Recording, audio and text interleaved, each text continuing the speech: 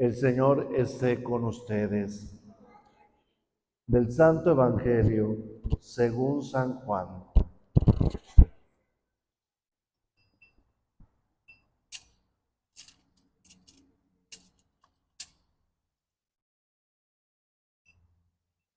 En el principio ya existía aquel que es la palabra, y aquel que es la palabra estaba con Dios y era Dios.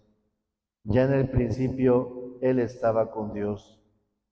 Todas las cosas vinieron a la existencia por Él, y sin Él nada empezó de cuanto existe. Él era la vida, y la vida era la luz de los hombres. La luz brilla en las tinieblas, y las tinieblas no lo recibieron. Aquel que es la palabra era la luz verdadera que ilumina a todo hombre que viene a este mundo. El mundo el mundo había sido hecho por él, y sin embargo el mundo no lo conoció. Vino a los suyos, y los suyos no lo recibieron. Pero a todos los que lo recibieron, les concedió poder llegar a ser hijos de Dios, a los que creen en su nombre, los cuales no nacieron de la sangre, ni del deseo de la carne, ni por voluntad del hombre, sino que nacieron de Dios. Y aquel que es la palabra se hizo hombre y habitó entre nosotros. Hemos visto su gloria, gloria que le corresponde como unigénito del Padre, lleno de gracia y de verdad. Palabra del Señor. Tomen asiento, por favor. Nos encontramos celebrando el octavario de Navidad. ¿Qué es el octavario de Navidad? Celebrar durante 8 días como si fuera un solo día, como si fuera el día de la Navidad. La Navidad para nosotros, hombres y mujeres de fe, no la podemos reducir a un evento, no la podemos reducir a solo un momento. La alegría, desde luego, tiene que prolongarse y tiene que terminar, desde luego, con la salvación. ¿Cuándo inicia la Navidad? Cuando, desde luego, entiendo este misterio de salvación. ¿Y cuándo concluye? Cuando alcanzo la vida eterna, cuando alcanzo la salvación.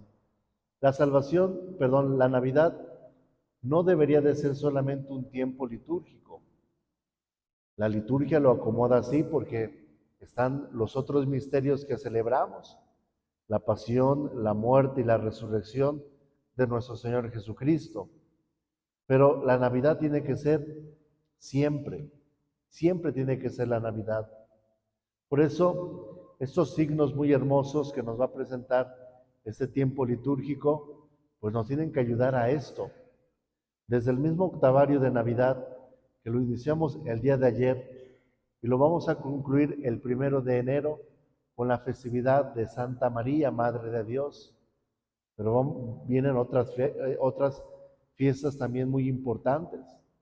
Viene, por ejemplo, la fiesta de Todos Santos, de Santos Inocentes, perdón. Una fiesta que desafortunadamente se ha perdido el sentido y ya se ha trasladado más a una cosa de burla, de falta de respeto y de caridad. Pero es los primeros mártires, que podemos decir, los primeros que derramaron su sangre o dieron su vida por salvar a Jesús, por el Evangelio, aunque no conocían propiamente el Evangelio, pero son los primeros en dar ese testimonio. San Esteban, un mártir también muy importante para nuestra iglesia, y concluir desde luego con la festividad de Santa María, Madre de Dios. Entonces, la Navidad no la podemos prolongar, pero no la podemos limitar a un momento solamente. Tiene que ser un momento muy prolongado, un momento muy permanente. Vemos desde luego estos signos. Ayer escuchábamos: verán como signos a un bebé envuelto en pañales y sobre un pesebre. A veces nuestra lógica, o dentro de nuestra lógica, no entendemos los designios de Dios o los signos de Dios, porque un Dios todopoderoso Un Dios que nos viene a salvar se muestra en una fragilidad, se muestra en algo débil, en algo sencillo. Hoy podríamos decir, si contempláramos esto sin los ojos de la fe, podríamos decir, un niño me va a salvar a mí. Yo creo que puede ser al revés. Es más probable que yo salve a ese niño. Es más probable que yo ayude a ese niño a que ese niño me pueda ayudar a mí. A veces nuestra lógica o en nuestro pensamiento no entendemos esto, porque esto nos supera. Un Dios todopoderoso se manifiesta en lo débil. Y ese es el sentido de la Navidad. Queremos celebrar la Navidad con felicidad, tenemos que experimentar el dolor, el sacrificio. No un dolor por el dolor, pero para alcanzar la felicidad me tengo que sacrificar. Quiero celebrar la unidad de mi familia, me tengo que sacrificar. Tal vez tengo que bajarle como 20 rayitas a la soberbia, como 30 rayitas al orgullo, como 50 rayitas a la vanidad. Para alcanzar la unidad, tengo que experimentar la fragilidad, tengo que experimentar la debilidad, tengo que experimentar el dolor. Cuando queremos cambiar, podemos experimentar el dolor.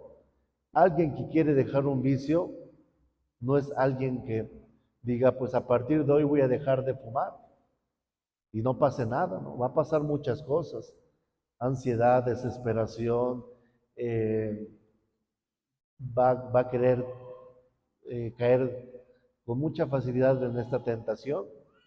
Por eso tiene que experimentar el dolor para poder alcanzar desde luego esa felicidad o ese testimonio. Hay un teólogo filósofo danés que él dice, la puerta de la felicidad se abre hacia adentro, no hacia afuera, hacia adentro. Y para poder abrir la puerta hacia adentro, tengo que dar un paso hacia atrás. Y ahí se entienden las palabras del Evangelio, ¿no? El que se niega o el que renuncia a sí mismo, se gana para la vida eterna. El que, el que alcanza la vanagloria para sí mismo, se pierde. A veces necesitamos, desde luego, retroceder. Necesitamos experimentar más la humildad, más la sencillez, más el sacrificio, más el trabajo para poder cruzar la puerta de la felicidad. El Papa Francisco hablaba en una ocasión de algo muy interesante y él decía, yo soy la Navidad para el prójimo. Si nosotros entendiéramos esto, yo creo que muchas cosas cambiarían en nuestras familias, en nuestros matrimonios, en nuestras relaciones como hermanos. Yo soy la Navidad para el otro. Me he puesto a pensar en estos días, son días muy hermosos, y yo digo, ¿cuál es la diferencia? Si le quitamos el tiempo litúrgico de la Navidad, ¿cuál sería la diferencia de estos días y los demás días, ¿no? Hay gente que dice, es que en esta Navidad ya no nos pudimos reunir como familia y los demás días no nos podemos reunir como familia. Es que por diferentes circunstancias hay diferencias, hay pleitos, hay problemas y a consecuencia de esto ya no pudimos pasar la Navidad juntos. Entonces es necesario solamente el tiempo de la Navidad para darnos cuenta de esto. Si nosotros reflexionamos, yo soy la Navidad para el otro, ¿qué clase de Navidad quiero ser? El domingo pasado reflexionábamos, la Virgen es la nueva arca de la alianza. El arca de la alianza, desde luego, es donde se guardaban 3 reliquias, las tablas de la ley, el bastón de Aarón y un fragmento del maná. Cuando Juan el Bautista escucha hablar a la Virgen María, escucha el saludo, dice, él brinca en el seno, él se alegra desde luego. David, el rey David, fue un hombre que recuperó el arca de la alianza. En el Antiguo Testamento se creía que ahí estaba Dios. Cuando David recupera el arca de la alianza y tiene de frente el arca de la alianza, él brinca de alegría. Y decíamos el domingo pasado, cuando nosotros comulgamos, somos como esa actualización del arca de la alianza. Llevamos en nuestro cuerpo a Jesús y sin faltarle al respeto a ese momento celebrativo, los demás cuando nos vean también tienen que brincar de alegría.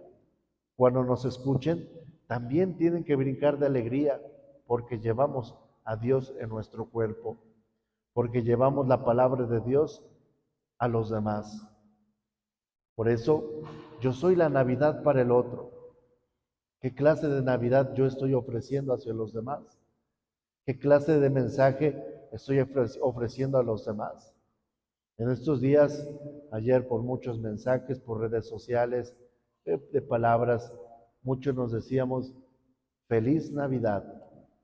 Pero si nosotros nos adentramos a esas palabras, estamos deseando un feliz nacimiento, que Dios nazca en tu corazón, pero para que viva en tu corazón, para que viva contigo, para que esté contigo todos los días, todo el tiempo y pueda transformarte. ¿Qué clase de Navidad le estamos ofreciendo a los demás? Por eso les decía, la Navidad no debería de ser solamente el 24, 25 de diciembre. La Navidad tiene que ser un momento que se prolongue durante toda la vida. Que toda la vida, desde luego, seamos una luz, una alegría para los demás. Que seamos una esperanza para los demás. Que seamos un testimonio de fe para los demás. Que llevemos la palabra de Dios a los demás. Escuchamos en el Evangelio este prólogo de San Juan, cómo nos habla de la palabra. En el principio existía la palabra, y la palabra estaba con Dios, y la palabra era Dios. Nada de cuanto existe, eh, él estaba antes de todo lo que existe. Vino a los suyos y los suyos no lo reconocieron. La palabra, desde luego, que se manifiesta. Por eso es muy importante en nuestra Eucaristía la lectura de la palabra de Dios, porque es Jesús mismo que se injerta como una semilla o que es depositada como una semilla en nuestro corazón para que pueda actuar, para que se pueda hacer carne.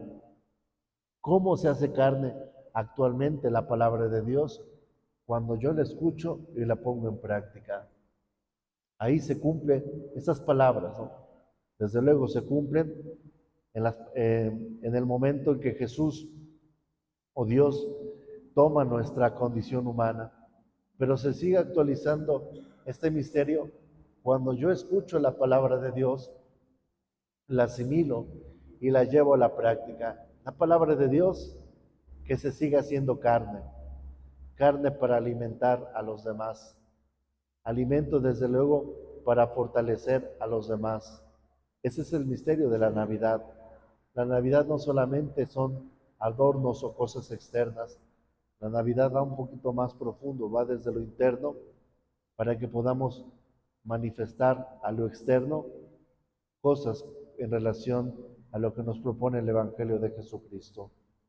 Nos ponemos de pie.